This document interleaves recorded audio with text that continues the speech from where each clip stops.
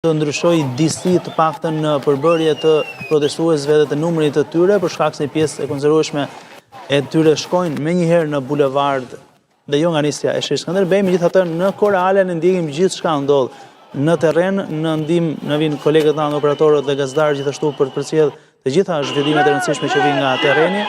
Vijohet në këtë çast me marshimin, janë flamuj kuqezi, flamuj ku kanë të shkruar autoktonës apo dhe figura si Ismail Qemali dhe pankarta të ndryshme me mesazhe të ndryshme gjithashtu që përcjellen, nuk ka flamuj politik, pra çka bën që kjo protestë vijon të ruaj trajtën e saj edhe në këtë ditë të 5 duke shmangur kështu pjesëmarrjen dhe prezencën e figurave politike apo të subjekteve politike, çka e cila në fakt është refuzuar që në momentet e para të nisjes së protestës. Është një protestë qytetare me disa mesazhe të qarta të përcjellura nëpërmjet pankartave apo mesazheve zanore me megafoni që ka në dorë që nga dorëheqja e kryeministrit apo transparenca për të bërë të qarta të gjithë projektet e mundshme. Duke nisur atë më të rëndësishme që është ai Zverneci, që ka padyshimish edhe pika nisëse e kësaj lëvizjeje që duket që ka një rritje të ditë pas dite në kryeqytet. Së pari dhe sikur se referova pak më herët, ndodhe njëjta gjë edhe në qytetet të tjera. Kjo është panorama që tregon në këtë çast marshimin e protestuesve nga sheshi Skënderbej duke ndjekur bulevardin e më pas drejt godinës së kryeministrisë. Jam sërish me kolegun Sokol Dema për të marrë të tjera detaje nga terreni. Është e rëndësishme të mësojmë zhvillime që nuk mund t'i identifikojmë dot nga studio apo nga objektivet e kameras. Sokol, jemi sërish së bashku, nisi marshimi.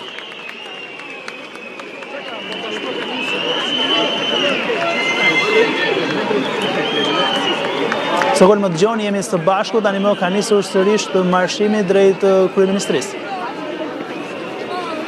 Normal, ka nisur marshimi në drejtim të kryeministrisë, gjithçka duket e qetë pak në vend tani.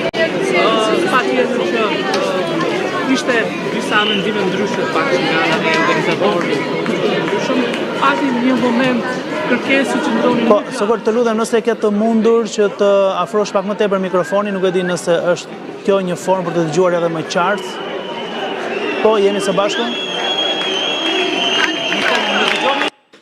Po, okej, regjia më sigurisht ta bëj gati në momentin e parë që kem kolegun për ta marrë të tjerë detaje nga terreni. Është edhe kuptueshme për shkak të atmosferës që krijohet atje, të zhurmës edhe bërhoritjeve apo thirrjeve të bëra nga protestuesit. Sigurisht ka një prezencë të shtuar të tyre, megjithatë ne vijmë të qëndrojmë në transmetim të drejtë për drejtë me pamje që sjellin panoramën nga terreni, marshimi i bërë nga sheshi Skënderbej drejt bulevardit, një itinerar ky që është ndjekur thuajse në të gjitha protestat e organizuara nga qytetarët në ditën e diel të tyre, duke filluar ditë pas dite deri në këtë të ende. Shohim se si do të jetë edhe zhvillimi i saj gjatë ditës së sotme, nëse do të ketë një ndryshim forme të protestuarit apo të jetë njëjtë. Megjithatë, gjatë ditës së djeshme ka patur një përplasje për shkak edhe të masave të marra nga ana e policisë, sepse pati një ndeshje në kryeqytet dhe kjo bëri që deri diku të kishte një lloj rezistence nga ana e policisë me një kordon të krijuar apo me autobotet për të ndarë protestuesit. Nuk ja arritën qëllimit, ndodh që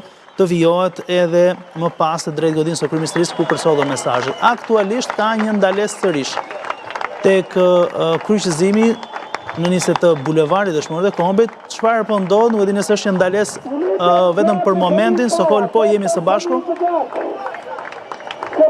Po, besoj që është një ndalesë vetëm pak minuta këtu në fillim të pedonales apo pranë Ministrisë së Brendshme. Kujtoj që në ditën e parë dhe në ditën e dytë ka patur një ndalesë goxha të gjatë në këtë hapësirë. Megjithatë, besoj që do të ketë një lëvizje pra në drejtim të kryeministrisë për pak minuta, aty ku do të jetë edhe pjesa kryesore e zhvillimit të protestës përgjatë ditës së sotme.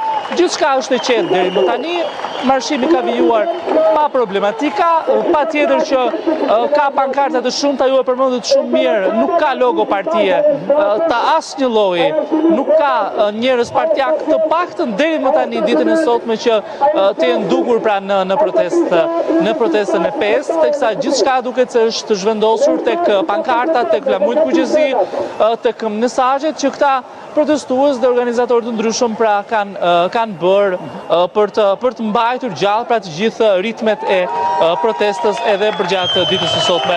Duket se kemi të bëjmë sërish me një numër të konsiderueshëm protestuesish, patjetër që nga këndi